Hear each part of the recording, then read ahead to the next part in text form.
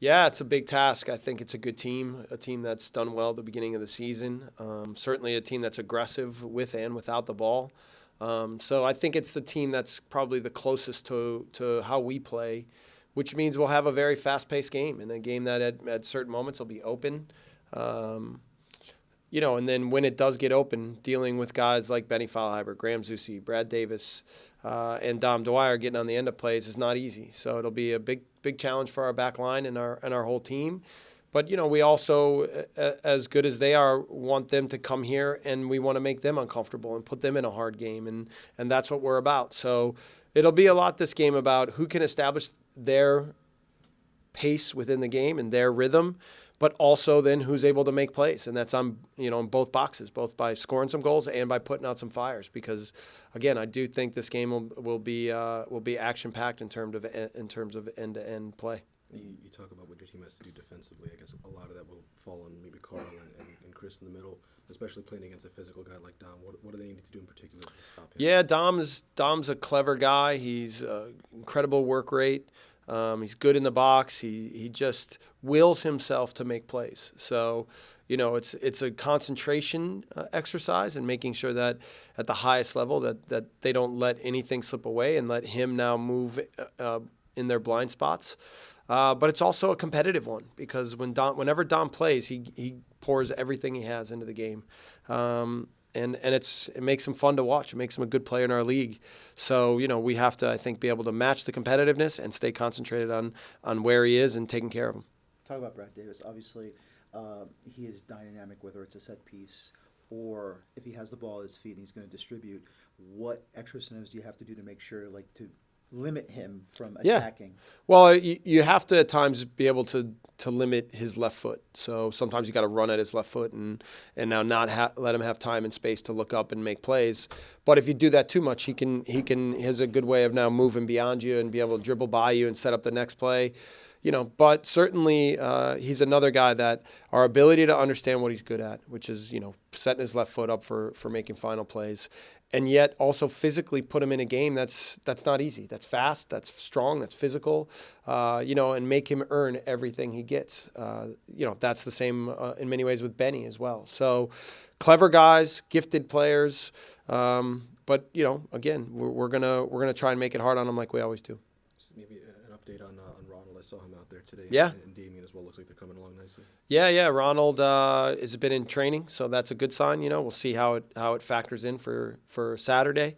And Damien's making progress as well. So it's not always easy when you're out for this long and staying mentally focused on the day-to-day process to get better. I know he would love to help the team right now.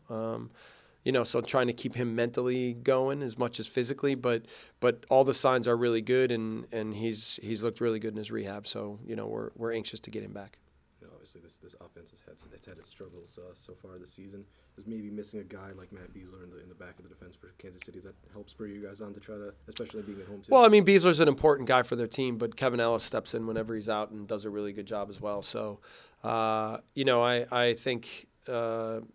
They have a really deep team too and a really good roster. So, they often rotate guys and call on different guys, and they always seem to respond. Peter's done a good job of motivating his team and creating a mentality there that's about competing every day.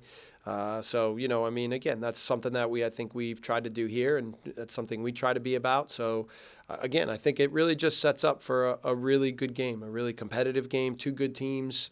We're looking forward to this challenge. Has Bradley shown any frustration because he hasn't converted yet? I know he's had plenty of chances, half chances Yeah. at times, but has he shown any frustrations at all? Well, one of Brad's challenges at all moments is to not allow himself to get frustrated. He has such high standards for himself, and he's been able to score so many goals in this league in the years he's been here. And, when he goes a game or two, it feels like, you're just so used to him being on the scoreboard. Preseason, he was fantastic. I think he's played really well, too. It's just that he hasn't managed to get himself on the score sheet. But, our focus with him has been that not to be concerned about that.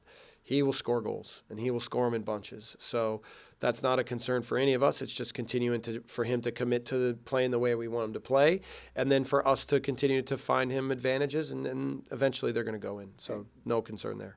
About Chris Duvall, I mean, obviously that was a horrendous tackle he suffered in the Open Cup game against the Cosmos. How impressed are you to see him back so quickly? Because I know towards the end of last year he was like starting to walk slowly.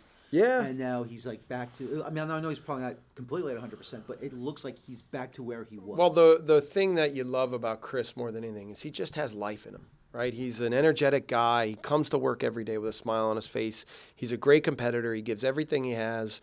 So, when we were talking about Damien and the struggles that he was going through, just mentally, with Chris, it was the same. It's just hard when you're hurt because you love the game so much and you want to contribute and help. And when you can't be on the field, it's not easy. So Chris went through a lot of that at the end of last year. But coming into preseason right away, it was just so great to have Chris back in the group. And the energy he brings every day is fantastic, and he'll do whatever it takes to help his team win, whether it's in training or certainly in games. So to have him back at, what I feel is 100%, he looks like himself, he's playing like himself, he's been playing great. Expect him to, if he features this weekend, expect him to have a great game. When you talk about your midfield, obviously it's a crowded spot with a lot of talented players, but you look at a guy like Sean Davis, who's kind of been chomping at the bit, trying to fight his way in. Looks like it'll be a good opportunity for him. Well, we knew at the beginning of this year that this was going to be a bigger year for Sean than it was last year, and that's just because he's established himself with our group. So, and as good as Felipe's been for us this year, and I think he's been very good. We know we don't miss a beat with Sean, that he's going to come in and he's a little bit different than Felipe in certain ways, so he'll provide other qualities. But, he's a competitor. He knows how we play. He's sharp on the ball. He's a good passer.